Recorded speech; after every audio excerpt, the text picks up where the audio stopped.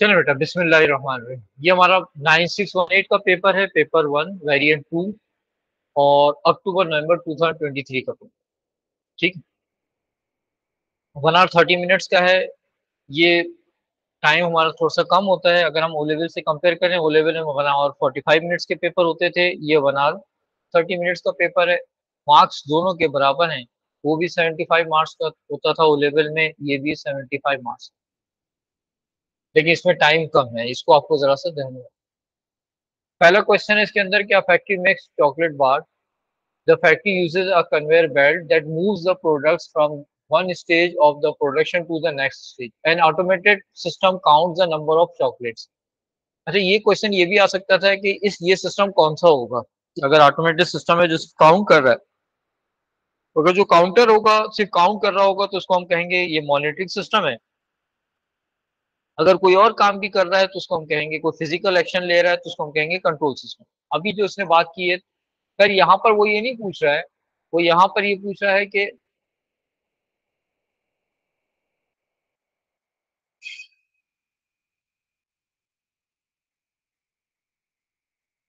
वहां पर हमसे ये क्या पूछ रहा है कि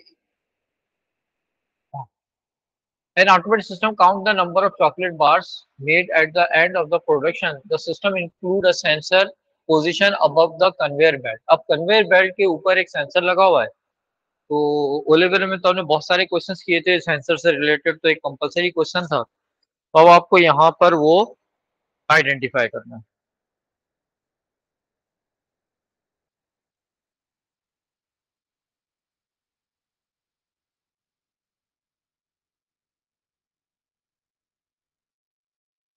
ठीक है, तो आप यहाँ पर हम इंफ्रारेड सेंसर दे सकते हैं। इंफ्रारेड सेंसर के अंदर ये होगा कि एक तरफ आपने सेंसर, दूसरी एलईडी है, और उसके बीच में से कन्वेयर बेल्ट के ऊपर की जो चीज रखी वो मूव कर रही है। जैसे ही सर इस कोई पे हम चॉकलेट सेंसर बार्स तो की, नहीं हो सकता ना, प्रेशर सेंसर सॉरी होगा या नहीं होगा? सॉरी सॉरी सर इस पे हम प्रेशर सेंसर लिख सकते हैं या नहीं लिख सकते? मेरे ख्याल से नहीं, तो मैं कंफर्म करना चाह रहा हूँ आपसे।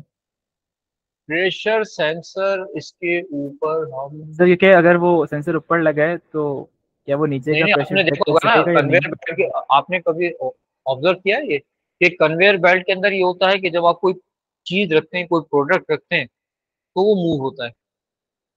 वरना कन्वेयर बेल्ट जो है वो वैसे ही रहता है, मूव नहीं करता है ना, ऐसा होता है ना कि अगर आपने कोई कोई चीज रख दी है उसके ऊपर तो वो आहिस्ता आहिस्ता मूव करेगा। अगर आपने कोई भी चीज उसके ऊपर नहीं रखी हुई है तो वो बिल्कुल भी मूव नहीं करेगा, बिल्कुल स्टैग्नेंट रहेगा। तो इसमें हो सकता है कि वहां पर प्रेशर सेंसर लगा हो, कि जब आप कोई प्रोडक्ट रखते हैं तो प्रेशर सेंसर की वजह से वो मूव कर रहा हो।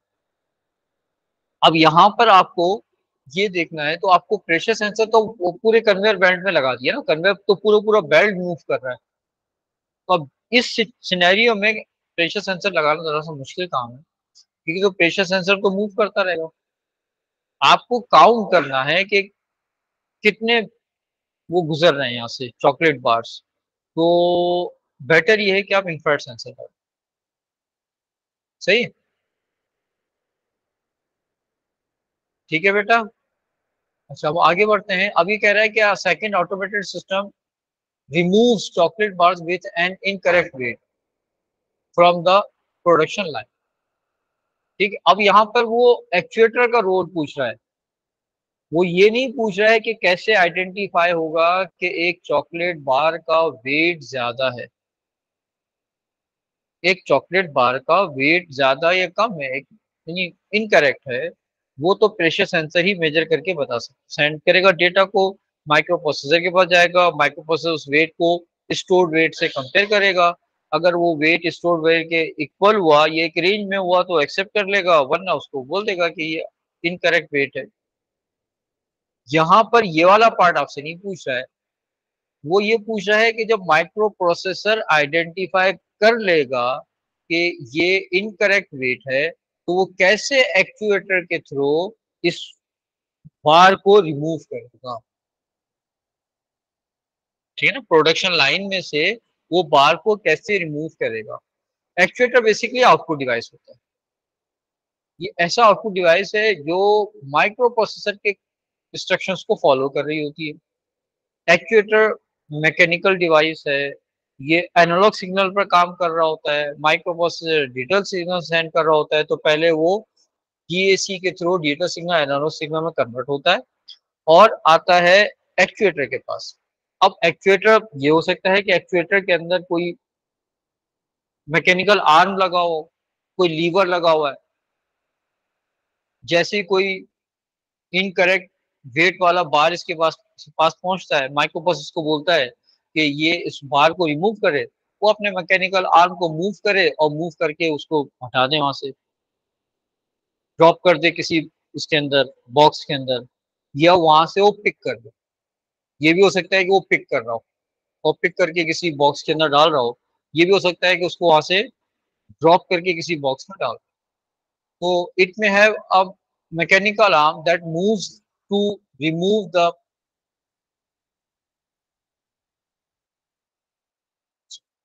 मैंने स्क्रीन शेयर की है।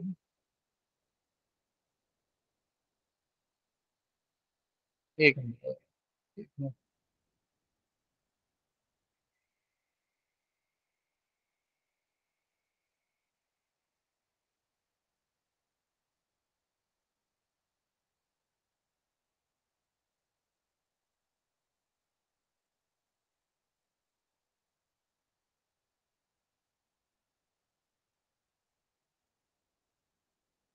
एक मिनट।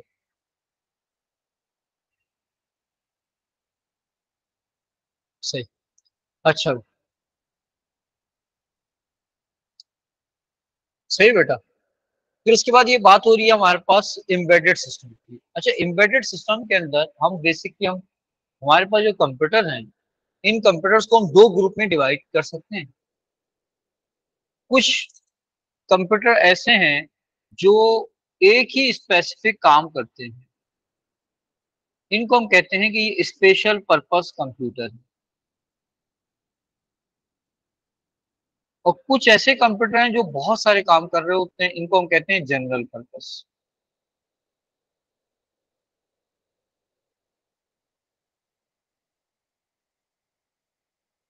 जैसे आप जो कंप्यूटर यूज कर रहे हैं, हम जो कंप्यूटर यूज कर रहे होते हैं, इनको हम कहते हैं जनरल पर्पस कंप्यूटर है। इसमें हम सर्फिंग भी करते हैं, हम इस अपने डॉक्यूमेंट्स भी बनाते हैं, इसके अंदर हम जो है वो अपना डेटा भी स्टोर कर रहे होते हैं, इसमें हम वीडियो की एडिटिंग भी कर रहे होते हैं, हम इसमें गेम भी खेल रहे होते हैं, ठीक है ना।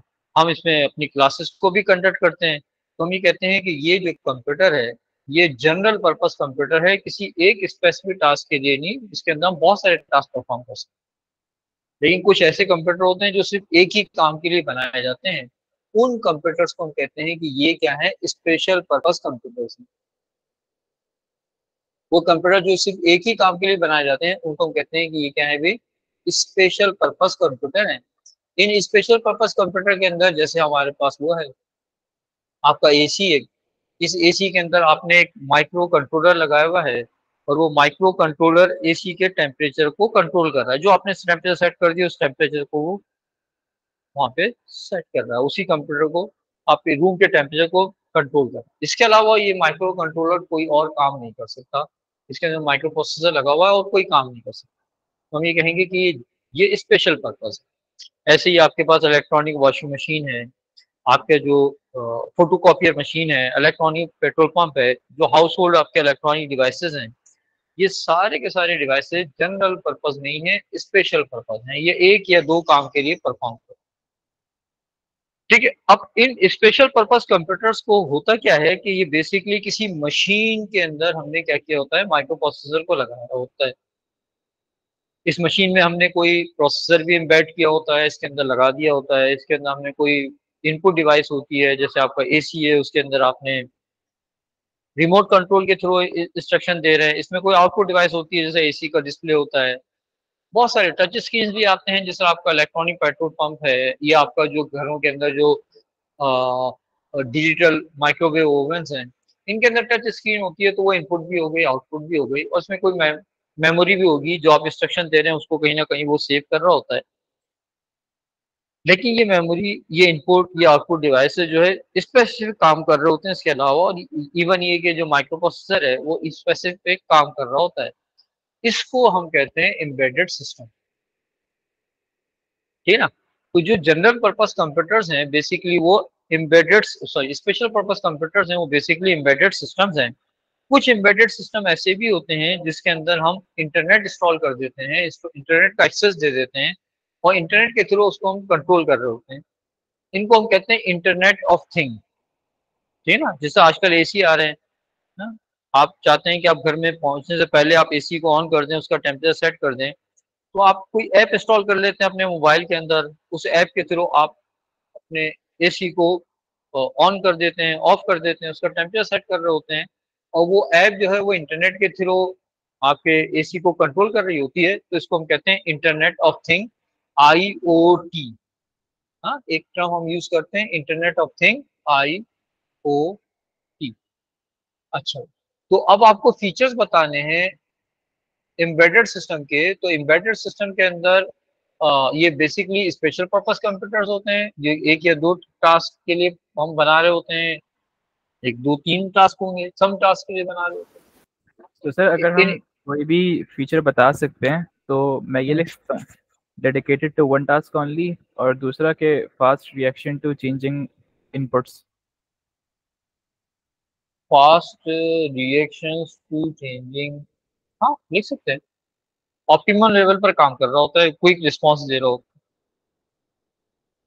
है ना। ऑप्टिमम लेवल पर काम कर रहा है ना। ऑप्टिमम लेवल का क्या मतलब हुआ कि अगर आप खुद कर रहे होते रूम के टेम्परेचर को सेट, तो कभी आप टेम्परेचर जो है कम हो जाता, कभी ज्यादा हो जाता, ये एक्यूरेट रखेगा आपको। कभी आपका डिले होगा आपको चेंज करने में या जो रिस्पॉन्ड करने में, ये आप क्विकली रिस्पॉन्ड करेगा, ठीक है। अच्छा भाई, और इसके अंदर हमने कहा कि माइक्रो प्रोसेसर और ये चीजें उसके अंदर होती हैं। अब इसकी बात हो रही है कि identify one drawback of embedded system. तो एम्बेडेड सिस्टम ये कि एक तो एक ही टास्क के लिए, लेकिन ये एक्सपेंसिव होता है। दूसरा ये कि इसकी मेंटेनेंस भी एक्सपेंसिव होती है। तीसरा ये कि एम्बेडेड सिस्टम जो है अपडेट नहीं हो पाता, ठीक है ना। इनको अपडेट करना बहुत ज्यादा मुश्किल होता है। अब आपके पास घर में जो माइक्रोवेव ओवन पड़ा हुआ है डिजिटल, वो जो चीज उसमें चल रही है बस वही चलती रहेगी। हाँ, इंटरनेट ऑफ थिंग होती तो फिर वो अपडेट हो जाता, अगर खाली एम्बेडेड सिस्टम है तो फिर अपडेट करना मुश्किल, ठीक है बेटा। फिर ये क्वेश्चन नंबर 2 है। क्वेश्चन नंबर 2 डेटाबेस से रिलेटेड है, और इस क्वेश्चन नंबर 2 के अंदर 3 मार्क का ये है और 4 मार्क का ये 7 और 4 मार्क का ये आ गया, तो ये 11 मार्क का आपका क्वेश्चन आया है डेटाबेस। छोटा क्वेश्चन आया है डेटाबेस, वरना 16-17 मार्क का भी आता है। अब इसके अंदर ये आपसे पूछ रहा है कि एंटिटी क्या चीज है। तो जो भी रियल वर्ल्ड ऑब्जेक्ट है जिसके बारे में आपने डेटा स्टोर किया हुआ एंटिटी, ठीक है। फिर एक क्वेश्चन आ रहा है प्राइमरी की। अच्छा, प्राइमरी की का जो कॉन्सेप्ट है ये थोड़ा सा डिफरेंट है, थोड़ा सा इसको हम एक्सपेंड करते हैं।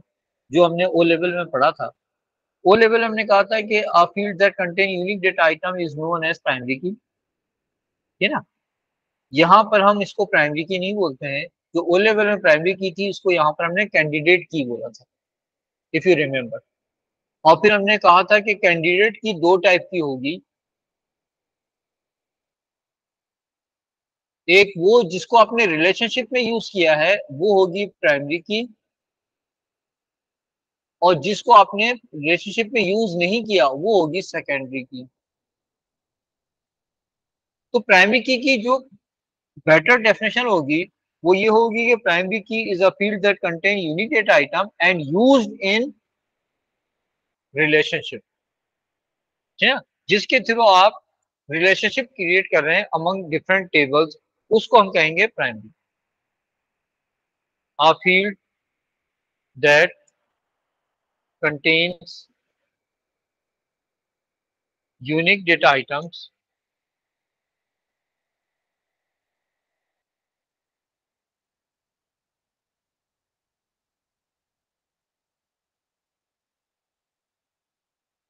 and is used to create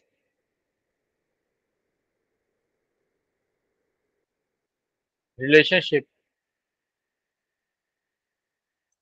with other table, इसको हम कहेंगे प्राइमरी की। फिर उसके बाद हमारे पास एक कॉन्सेप्ट आता है रेफरेंशियल इंटीग्रिटी। ये थोड़ा सा एक, सर हाँ सर बोले अगर हम सिर्फ यूनिक आइडेंटिफायर लिखे तो मैं क्या पूरा एक ना, मार्क नहीं ये मिलेगा इसका क्या? नहीं मिलेगा ना, वो तो कैंडिडेट की हो गई, वो तो कैंडिडेट की होगी ना मेरा बच्चा, वो तो ओ लेवल वाला कॉन्सेप्ट हो गया। लेकिन सर आप जो कह रहे हैं रिलेशनशिप बिटवीन टू टेबल्स, तो वो तो आपका फॉरेन की करती है ना? हाँ, वो फॉरेन की दूसरे टेबल के अंदर होती है। जिस तो टेबल इसी में ये यूनिक है वहां पर उसको प्राइमरी की बोलेंगे। जैसे सपोज किया ये हमारे पास एक टेबल है, दो टेबल है।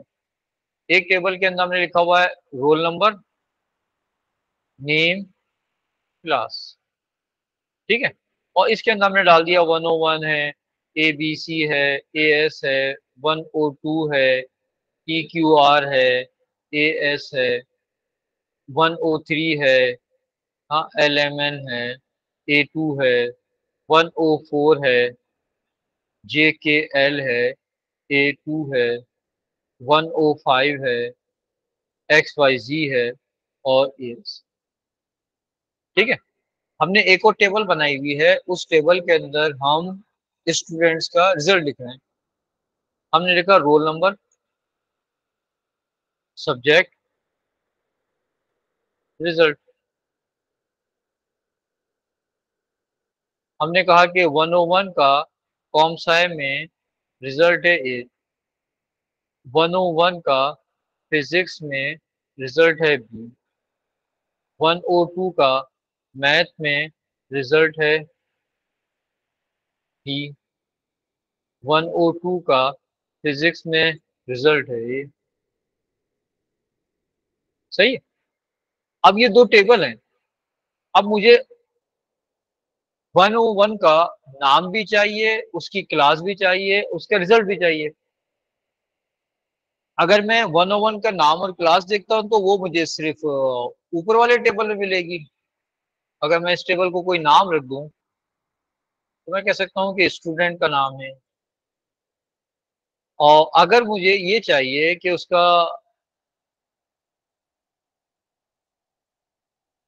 मार्क्स कितने आए हैं या उसका ग्रेड क्या आया है, तो मुझे दूसरे टेबल में मिलेगा, प्रोग्रेस वाले टेबल में, है ना। मुझे चाहिए कि नाम भी चाहिए, क्लास भी चाहिए और रिजल्ट भी चाहिए, तो ये दोनों टेबल को मुझे लिंक करना पड़ेगा। जब इन दोनों टेबल्स को लिंक करूंगा तो यहाँ पर roll number unique data items हैं, और ये रोल नंबर इस टेबल के अंदर भी है। तो हम इन दोनों रोल नंबर को एक दूसरे से लिंक कर देंगे।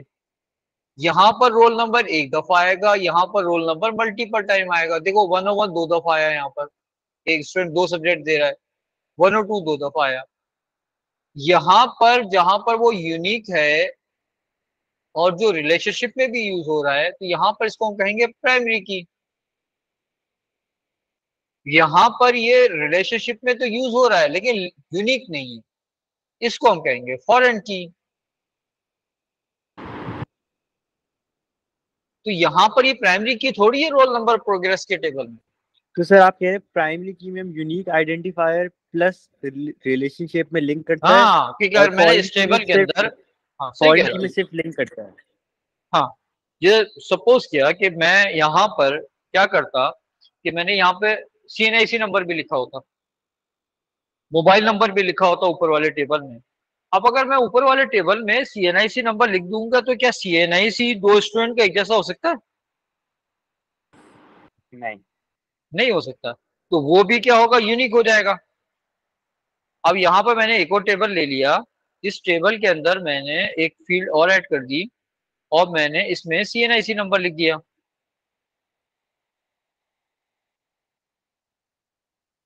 सही है। तो अब अगर इसका CNIC नंबर मैं ऐसे ही ले रहा हूँ डमी, तो किसी और का तो ये नहीं होगा ना, किसी और का कुछ और होगा, ठीक है ना, किसी और का कुछ और होगा।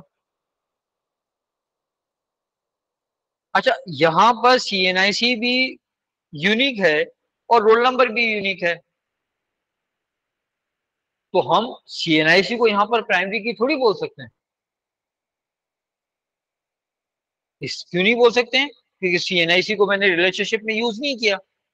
हाँ, हमने CNIC को रिलेशनशिप में यूज किया होता तो CNIC यहाँ पर प्राइमरी की होता, फिर रोल नंबर प्राइमरी की नहीं होता। सही है ना? फिर हम रोल सर नंबर अगर को प्राइमरी की। रिलेशनशिप की जगह लिखते हैं कि it is used to identify a record, तो आ जाए, मार्क मिलेगा? नहीं तो वो तो प्राइमरी की का कॉन्सेप्ट हो गया, वो तो कैंडिडेट की का कॉन्सेप्ट हो गया, यूनिक है। भाई देखो ना, आप कैसे डिफरेंशिएट करोगे? आपको एक प्राइमरी की और एक कैंडिडेट की को कैसे डिफरेंशिएट कर रहे हो? एक प्राइमरी की को एक सेकेंडरी की से कैसे, किस बेस के ऊपर आप कह रहे हो कि ये सेकेंडरी की है, ये प्राइमरी की? कोई ना कोई क्राइटेरिया रखोगे ना। वो क्राइटेरिया ये है कि दोनों यूनिक हैं, तो फिर डिफरेंशिएट कैसे हुआ? डिफरेंशिएट ये हुआ कि एक रिलेशनशिप में यूज हो रहा है, एक रिलेशनशिप में यूज नहीं हो रहा। सही है। अच्छा, अब क्या होता है, एक अगला अगला कॉन्सेप्ट हमारे पास आता है, वो रेफरेंशियल इंटीग्रिटी। मैं यहां पर इस टेबल में जहां पर रोल नंबर को हमने प्राइमरी की फॉरेन की बनाया है, यहाँ रोल नंबर फॉरेन की है, यहां पर मैं कोई ऐसा रोल नंबर नहीं लिख सकता हूं जो रोल नंबर उस टेबल में नहीं है जहां पर रोल नंबर प्राइमरी की। यानी ये अगर ये मेरा कंप्लीट डेटाबेस है तो मेरे पास रोल नंबर, मेरे पास सिर्फ 5 स्टूडेंट्स का डेटा पड़ा हुआ है। अगर ये कंप्लीट है, पार्ट ऑफ द वो नहीं है, ये कंप्लीट है, तो ये हमारे पास क्या है, 5 स्टूडेंट का डेटा पड़ा हुआ है। अब अगर मैंने यहाँ पे एक रोल नंबर लिखा है,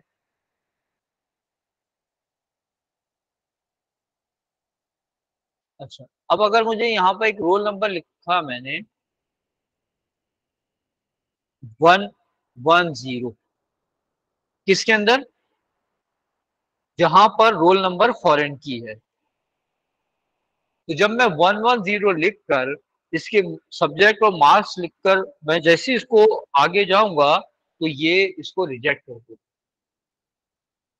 क्यों? इसलिए कि ये इसका रिकॉर्ड 110 का रिकॉर्ड उस टेबल में नहीं है जहां पर ये प्राइमरी की है।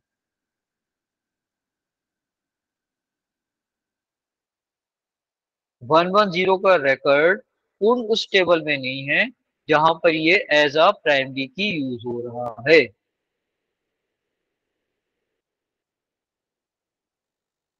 ठीक है बेटा? तो हम क्या करते हैं, इसको हम कहते हैं referential integrity.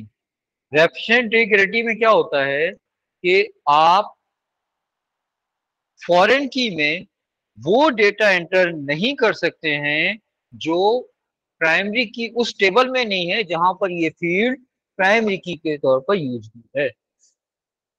Are you getting this point? Sir candidate की और सेकेंडरी की में क्या फर्क है?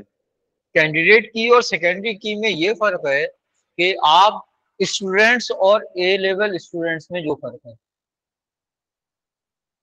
स्टूडेंट्स और एएस स्टूडेंट्स में जो फर्क है, स्टूडेंट्स और A2 स्टूडेंट्स में जो फर्क है, A2 का स्टूडेंट भी स्टूडेंट है, एएस का स्टूडेंट भी स्टूडेंट है। सही है ना? यानी स्टूडेंट को हमने दो ग्रुप में डिवाइड किया। हमने कहा ये एएस का स्टूडेंट है, ये A2 का स्टूडेंट है, दोनों स्टूडेंट है। तो कैंडिडेट की को दो ग्रुप में हमने डिवाइड किया। हमने कहा कि कैंडिडेट की दो टाइप की होगी, एक वो होगी जो रिलेशनशिप में यूज होगी, उसको प्राइमरी की बोलेंगे, और एक वो होगी जो रिलेशनशिप में यूज नहीं होगी, हालांकि वो क्वालिफाई करती है। क्यों क्वालिफाई करती है? क्योंकि इसके अंदर भी यूनिक डेटा आइटम है। रिलेशनशिप के लिए यूनिक डेटा आइटम होना जरूरी है। ठीक है ना? रिलेशनशिप के लिए या प्राइमरी की के लिए यूनिक डेटा आइटम होना जरूरी है। ये क्वालिफाई करती है, इसको हम प्राइमरी की बना सकते हैं, लेकिन हमने नहीं बनाया। हमारे पास दो फील्ड ऐसी हैं, तीन फील्ड ऐसी हैं जिसमें यूनिक डेटा आइटम है, उनमें से एक फील्ड को हमने समझा कि ज्यादा अप्रोप्रिएट है। अब देखो ना, स्टूडेंट्स का रोल नंबर प्राइमरी की बनाना या स्टूडेंट का CNIC नंबर प्राइमरी की बनाना, क्या हमारे लिए अप्रोप्रिएट है? CNIC। CNIC अप्रोप्रिएट नहीं है, क्योंकि CNIC के अंदर जो कोई फॉर्मेट हमारे पास नहीं है।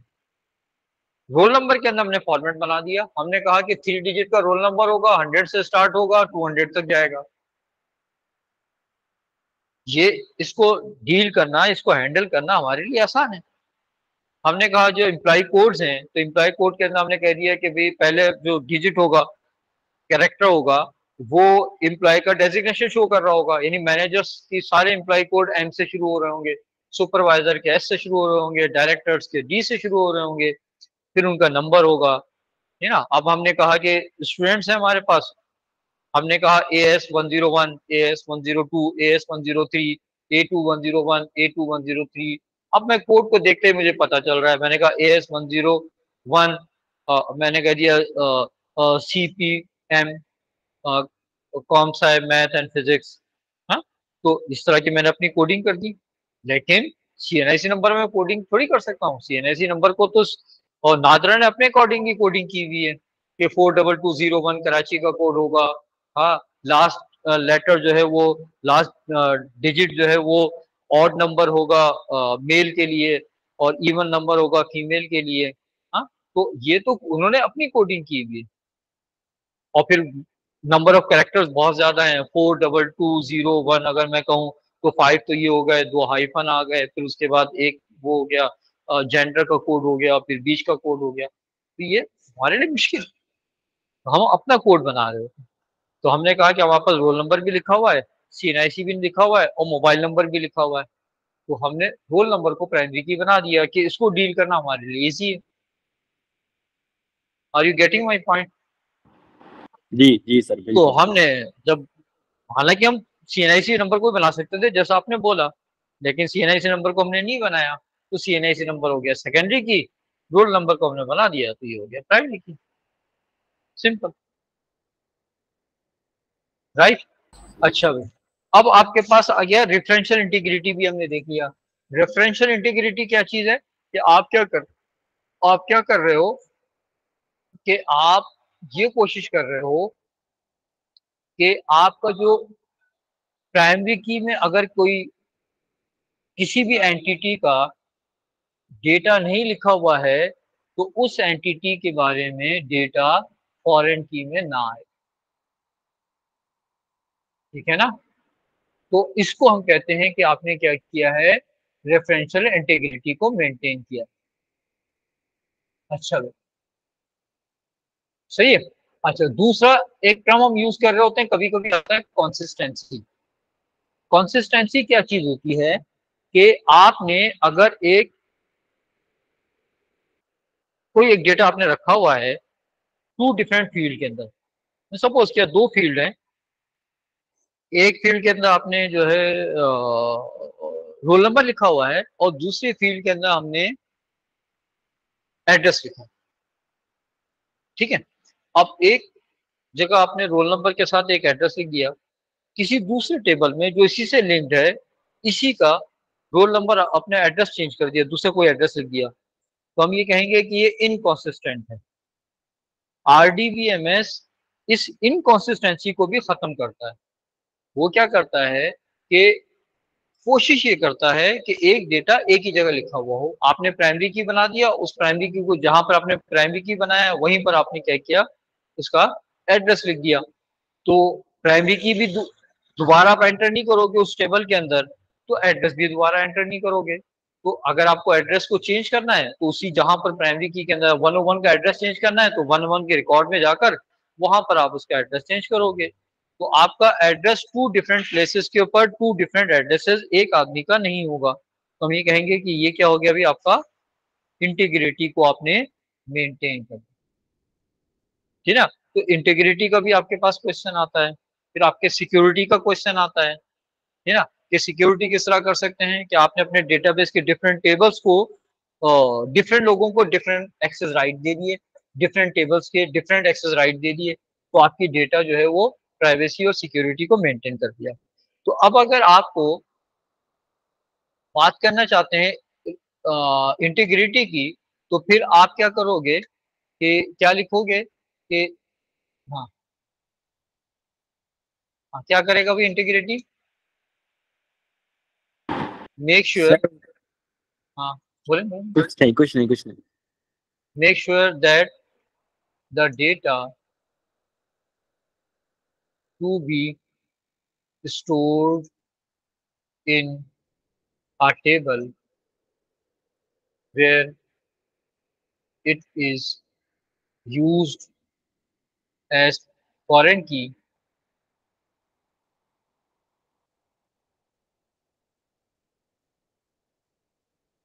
must exist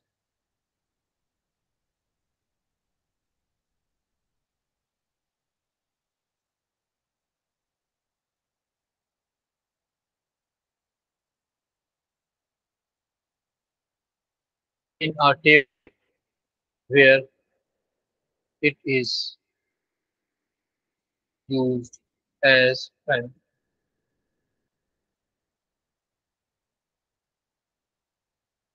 ठीक है बेटा? अच्छा नीचे आ गया सिक्योरिटी का क्वेश्चन। डिस्क्राइब, क्या कह रहा है कि ऑथेंटिकेशन इज वन मेथड और database management system can use to improve the security of the database.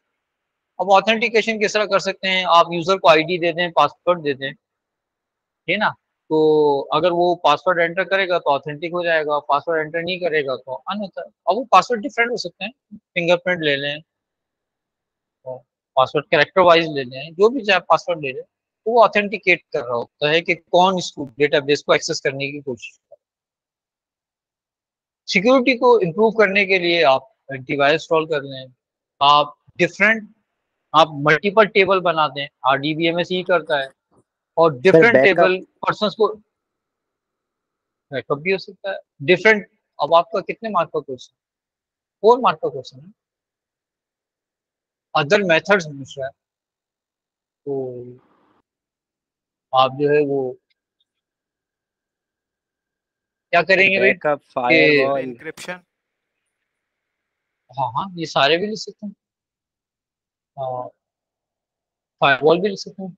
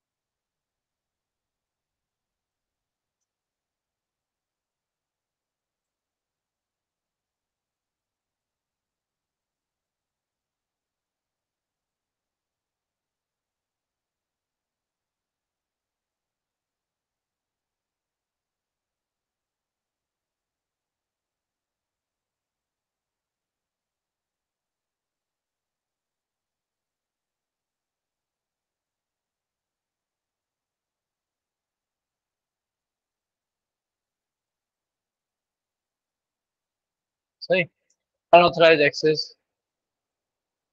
And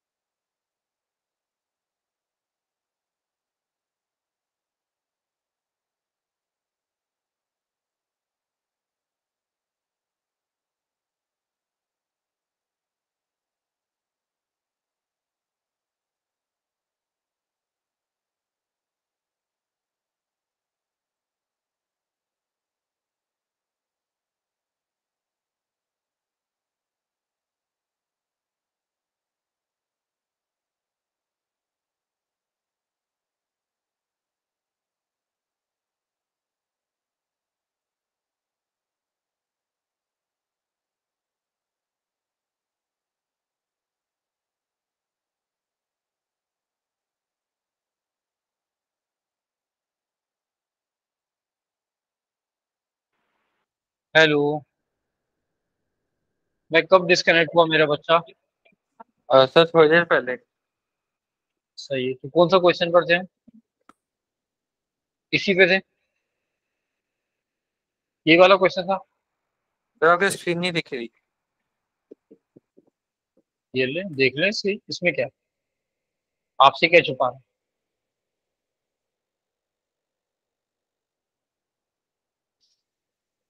ji sir. ये था। अच्छा, फिर क्या टेराबाइट आता है, फिर पेटाबाइट आता है या पीबी बाइट आता है, फिर क्या आता है बेटा? एक्साबाइट।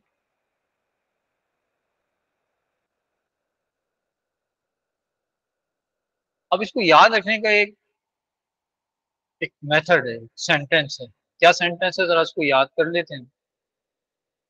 हम कहते हैं कि बिग काला मंकी गोस, रेसेस नहीं हूँ भाई मैं, टू प्ले एक्सबॉक्स। सर गंदी बात। सही है, तो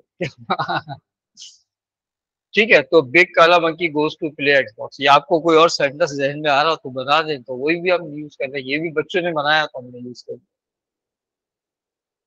अब इस क्वेश्चन में आपसे पता है क्या पूछ रहा है? वो पूछ रहा है कि आपको डिफरेंस कीबी और मीबी में नहीं चाहिए, कीबी और मेगाबाइट में, यानी इसमें और इसमें डिफरेंस चाहिए।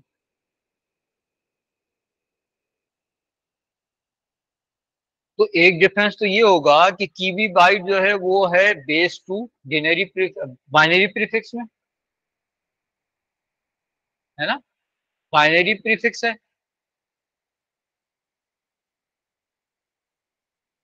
और ये डिनरी प्रीफिक्स है। और दूसरा डिफरेंस क्या होगा कि कीबी बाइट 1000 बाइट्स के 1024 बाइट के इक्वल है, और ये 1 मिलियन बाइट के equal.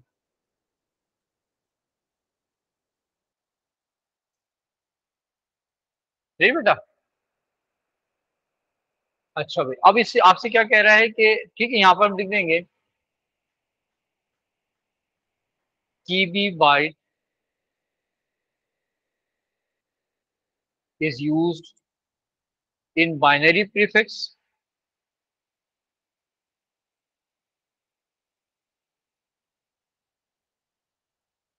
and has 1024 bytes, while megabyte is used in binary prefix and contains 1 million bytes।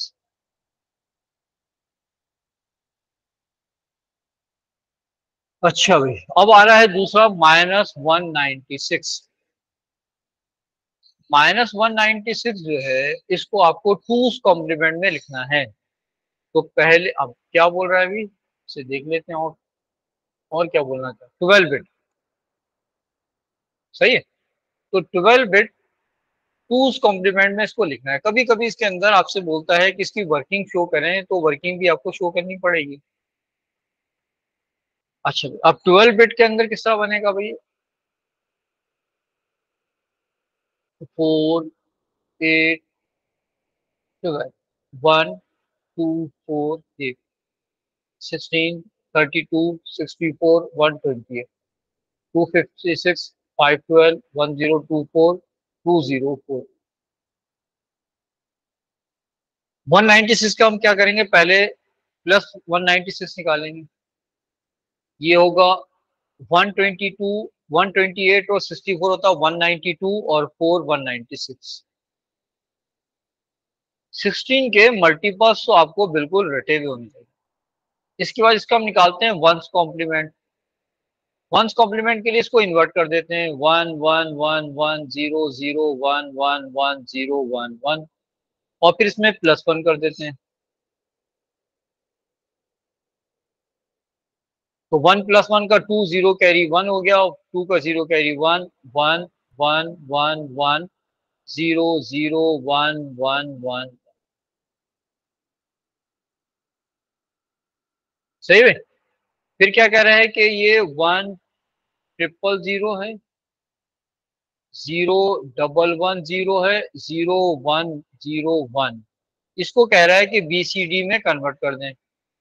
BCD पे कन्वर्ट करने के लिए हम क्या करते हैं, 4 बिट के ग्रुप बना देते हैं, जैसा हेक्सा में कन्वर्ट कर रहे थे ऐसे ही बीसीडी में कन्वर्ट करते हैं। बस हेक्सा एफ तक जाता था 15 तक, बीसीडी 9 तक जाता है। तो ये हो गया 8, ये हो गया 6 और ये हो गया 5।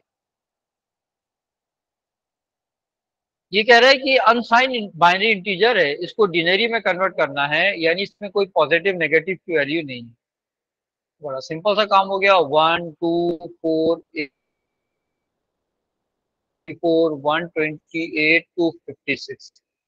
क्या बन गया अभी, 256 है, 128 है, 64 है,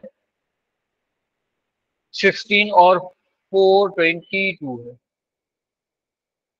इसको ऐड कर दें तो ये हो गया आपका स्ट्रिंग की, और ये हो गया आपके पास 27। कितना हो गया, 10 10 और 7 17, और ये हो गया 4 4 7। One practical application of BCD. ठीक है। अच्छा, जब आप A2 में पहुंचोगे तो आप ये देखोगे कि कुछ निगेटिव जो फ्लोटिंग पॉइंट नंबर है, जैसे 1.25 तो कन्वर्ट हो जाएगा, 1.24 को आपको रिप्रेजेंट नहीं हो सकता। तो उस वक्त हम करते ये हैं कि हर डिजिट को सेपरेटली रिप्रेजेंट कर लेते हैं। हर डिजिट को सेपरेटली रिप्रेजेंट करने के लिए हम बीसीडी यूज करते हैं।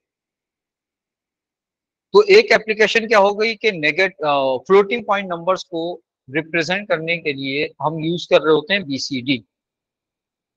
क्यों रिप्रेजेंट कर रहे होते हैं बीसीडी के अंदर, जैसा मैंने आपको अभी बताया, कल देखेंगे आप जब अगले साल पढ़ोगे तो उसमें देखोगे कि 1.25 लिखा हुआ है ना, तो ये तो आप रिप्रेजेंट कर लोगे बाइनरी में।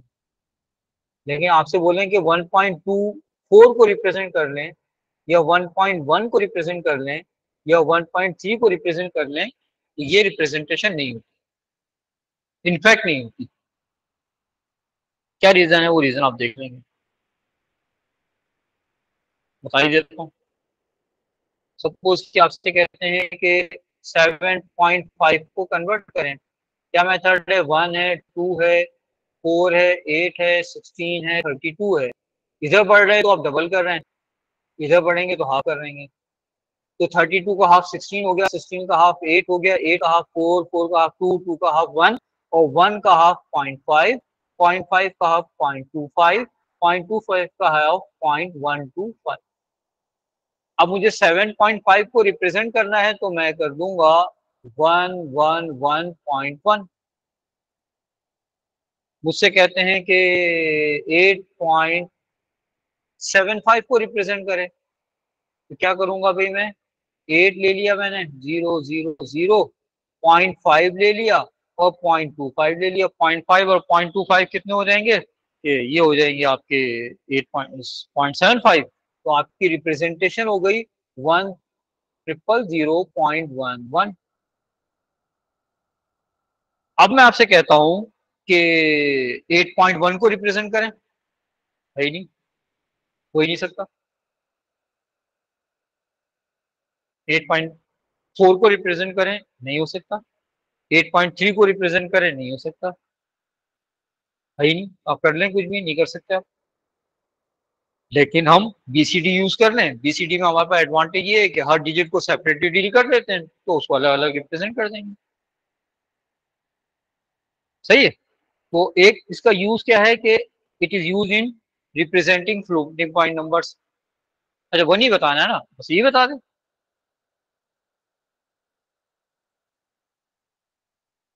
ठीक है ना, आप वो तो कुछ भी बता सकते थे। तो it is it use in representing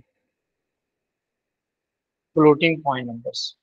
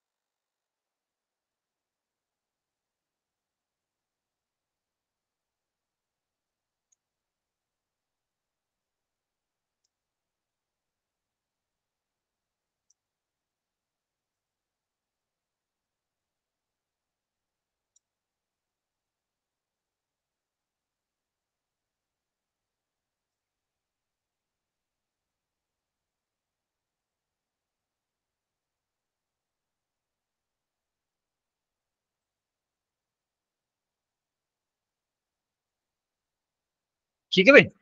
तो बीसीडी और बाइनरी एक दूसरे के दो अलग अलग सिस्टम है।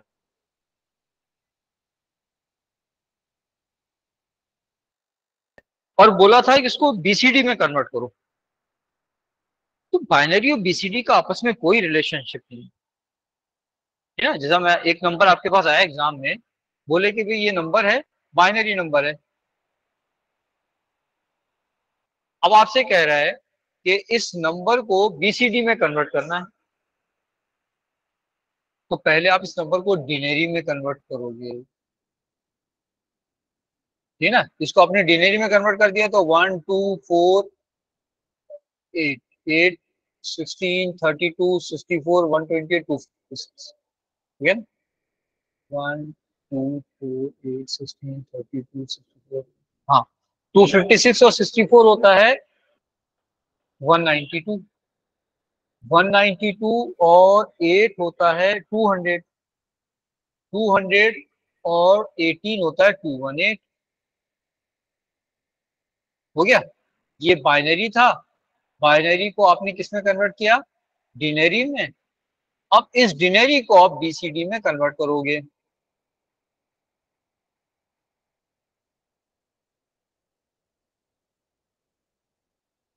याद रखें कि बाइनरी और BCD are two different things, ठीक है। तो बाइनरी को बीसीडी में कन्वर्ट करना है या बीसीडी को बाइनरी में कन्वर्ट करना है, तो पहले आपको उसको डिनरी में कन्वर्ट करना पड़ेगा, और फिर उसके बाद उसको आप या तो बीसीडी को बाइनरी में कन्वर्ट करोगे या फिर बाइनरी को बीसीडी।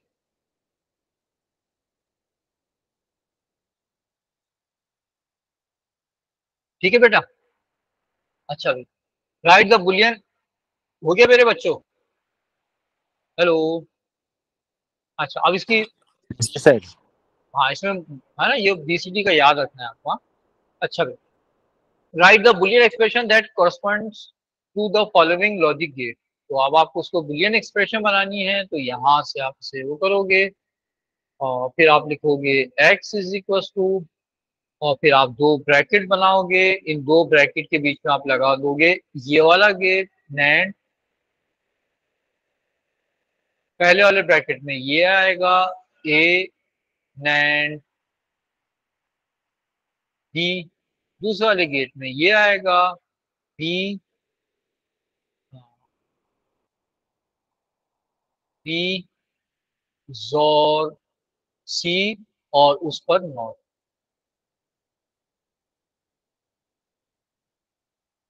सही। Any objection? चल अब ये वाला गेट आ जाए। ये क्या कह रहा है, ए जोर बी। अच्छा बी, तो एक तो ये वाला पार्ट हो गया, एक ये वाला पार्ट हो गया। अच्छा ये वाले पार्ट के अंदर भी एक ये हो गया, एक नॉट सी यानी सी नॉट हो गया।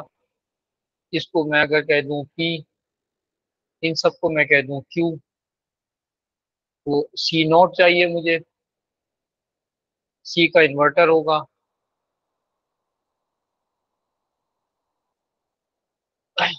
पी नैंड, नैंड पी, ए नैंड बी चाहिए। नैंड क्या होता है कि दोनों वन तो जीरो अदरवाइज वन, तो दोनों वन यहाँ पर हैं तो ये जीरो हो गया, ये जीरो हो गया अदरवाइज वन। ठीक है भाई। फिर उसके बाद क्या चाहिए मुझे, इन तीनों को एंड करना है, ए बी को, पी को और सी नॉट को, B P C not and करना है, जो एंड है। बी एंड क्या कहता है, अगर तीनों में वन होगा तो आउटपुट वन अदरवाइज जीरो। तो चेक करते हैं तीनों में वन कहाँ पर है। हाँ ये तीनों में वन, बी सी नॉट और टी। और तो ये भी तीनों नहीं, यहाँ और यहाँ वन, ये इन दोनों में वन उधर नहीं है, ये इन दोनों में वन उधर नहीं है, ये इन दोनों में, तीनों में वन यहाँ पर आ रहा है। तो जहाँ तीनों में वन है वहां वन बाकी सब जगह 0। अब क्या करना है भाई, ये हो गया हमारे पास, क्यू आ गया। ठीक है, अब क्यू को जोर करना है ए के साथ।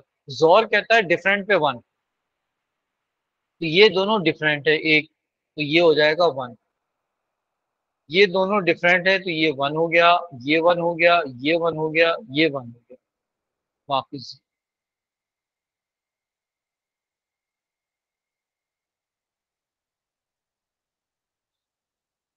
ठीक है बेटा।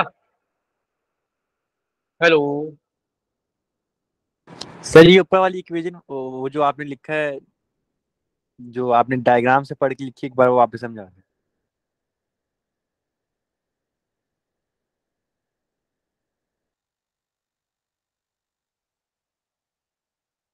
हाँ, क्या कह रहा है ये बनाना है। हम क्या करते हैं, इस जगह से इन दोनों को डिवाइड कर, सही। क्या लिखेंगे हम लिखेंगे x इक्वल्स टू, अब मैं ऊपर वाला सर्किट बना रहा हूँ। ऊपर वाले सर्किट के अंदर आप देखें a और b के बीच में नैंड गेट है। हमने क्या किया, हमने लिखा a नैंड b। ठीक है, अच्छा फिर उसके बाद मैं नीचे वाला सर्किट बना रहा हूँ, और इन दोनों सर्किट के बीच में वो गेट होगा जो x के साथ है, यानी नैंड गेट होगा। सही। अब नीचे वाला सर्किट बना रहा हूँ, तो नीचे वाले सर्किट के अंदर वो क्या कर रहा है कि पहले बी को जोर कर रहा है सी के साथ, और उसके ऊपर लगा रहा है नॉट गेट। तो पहले मैं क्या करूंगा, बी को जोर कर दूंगा सी के साथ, और इनके ऊपर मैं लगा दूंगा नॉट गेट। तो ये बन गया आपकी स्क्रिप्ट। आप चाहो एक ही लाइन में लिख लो इसमें, आप चाहो पूरे को एक लाइन में लिखो। ये आपका ये वाला पार्ट है जो मैंने साइन कलर में लिखा हुआ है, और ये आपका ये वाला पार्ट है जो मैंने पिंकिश कलर में लिखा हुआ है, और ये आपका ये वाला पार्ट है जो है ग्रीन कलर में।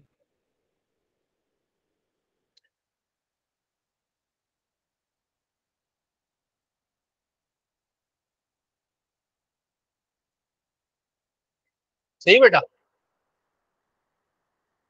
हेलो जी बच्चों। ठीक है। अब ये privacy of data, integrity of data, phishing email, spyware है, जल्दी जल्दी देख लेते हैं। लॉसी लॉसलेस है, सी है। अच्छा, अब ये कह रहा है कि अब map image has a resolution of 2048 pixels wide and 1024 pixels high. The image has a bit depth of 10 bits per pixel. Estimate the file size in megabyte. अब देखो इस टाइप के क्वेश्चन को सॉल्व करने के लिए सबसे पहले तो आप कोई कैलकुलेशन नहीं करोगे, पहले अपनी एक्सप्रेशन बनाओ। एक्सप्रेशन आप बना के उसको कैंसिल आउट कर सकते हो। जैसे आपने लिखा कि 2048 टाइम्स 1024 पिक्सल्स। ठीक है, इसको आप नंबर ऑफ बिट से मल्टीप्लाई कर दो, तो ये हो जाएंगे बिट्स। बिट्स को अगर आप डिवाइड कर दो 8 से, तो ये हो जाएगा बाइट। फिर इसको आप डिवाइड कर दो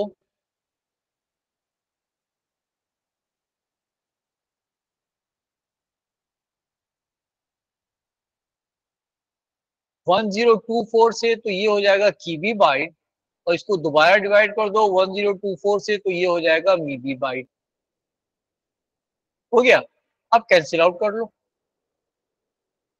ये इससे कैंसिल आउट हो गया, ये ट्वाइस हो गया, ये कैंसिल आउट हो गया, तो 10 मीबी बाइट बन गया। कहानी खत्म।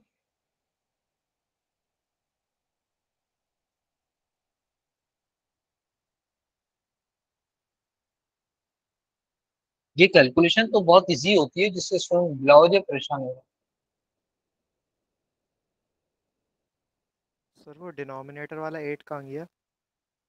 डिनोमिनेटर वाला 8 मैंने नहीं लिखा, मैंने गलती से यहाँ पे 2 लिख दिया था। दोबारा करता हूँ। अच्छा क्या किया भाई हमने, इसको कैलकुलेट करने के लिए सबसे पहले तो हम इसकी रेजोल्यूशन ले लें। कैसे आएगा भाई, 2048 को मल्टीप्लाई कर देंगे 1024 पिक्सल से, कोई कैलकुलेशन नहीं करेंगे। फिर उसके बाद आप उसका टोटल बिट्स ले लेंगे, क्या होगा 2048 को मल्टीप्लाई किया 1024 से, इसको मल्टीप्लाई किया बिट डेप्थ से, इसको बाइट में कन्वर्ट कर देंगे। 2048 times 1024 times 10 divide by 8 byte हो गया। अब इसको मेबी बाइट में कन्वर्ट करना है तो हम क्या करेंगे, 2048 टाइम्स 1024 टाइम्स 10 डिवाइड बाय 8, वो मैं गलती से भूल गया, डिवाइड बाय 1024, ये कीबी में कन्वर्ट करेगा, 1024 ये मेबी में कन्वर्ट कर देगा।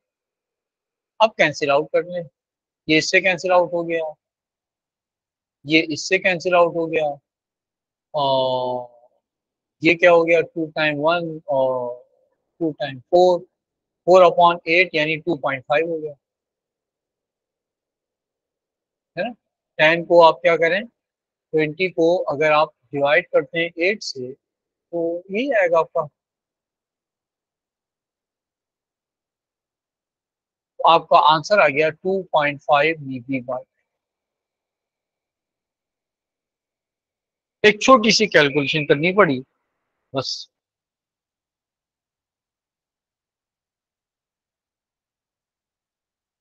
सही बेटा। फिर इसके बाद नेटवर्क के क्वेश्चंस हैं, IPv6 क्यों नहीं है, ये IPv6 इसलिए नहीं है कि अगर मुझे इसको IPv6 में कन्वर्ट करना होता तो IPv6 128 बिट का होता है जिसमें 0 कंप्रेशन होता है, तो इसको IPv6 में कन्वर्ट करते वक्त हम लिखते हैं 192.168.3.2, ये हुए हैं आपके 32 बिट। इससे पहले आपको लगाने पड़ते 96 जीरोस। सर सिर्फ हम वो लिखेंगे ना, डबल कॉलन नहीं और हेक्साडेसिमल में नहीं लिखा होगा। 96 जीरो लगाए हमने और फिर उसको डबल कॉलन करके कंप्रेस कर दिया।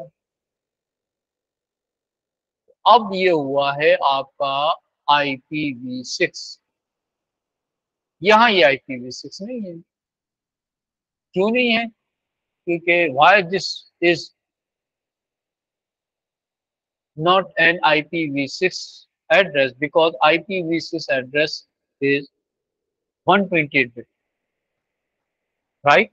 In IPv6 each group is separated by column. In IPv6 bits are grouped in 16 bits, 4 hexadecimal digit होते हैं और 4 हेक्साडेसिमल डिजिट का एक ग्रुप बनाते हैं, सही। इसलिए इसको हम IPv6 बना सकते हैं इस तरह, जैसे फिर स्टार टोपोलॉजी की डायग्राम बनानी है आपको, और बेनिफिट्स हैं, लॉजिकल स्कीमा आ गया, क्या है, सबनेटिंग का आया क्वेश्चन, अच्छा CSMA-CD का क्वेश्चन आ गया, IP एड्रेसेस का एक और क्वेश्चन आया है, ऑपरेटिंग सिस्टम यूटिलिटी सॉफ्टवेयर का क्वेश्चन है, असेंबली लैंग्वेज का क्वेश्चन है, और एंड। चलो बेटा इसका बाकी पार्ट हम इंशाल्लाह नेक्स्ट क्लास में, ठीक है बेटा। मेरी दूसरी क्लास है, अल्लाह हाफ़िज़। मेरी दूसरी क्लास, अल्लाह हाफ़िज़।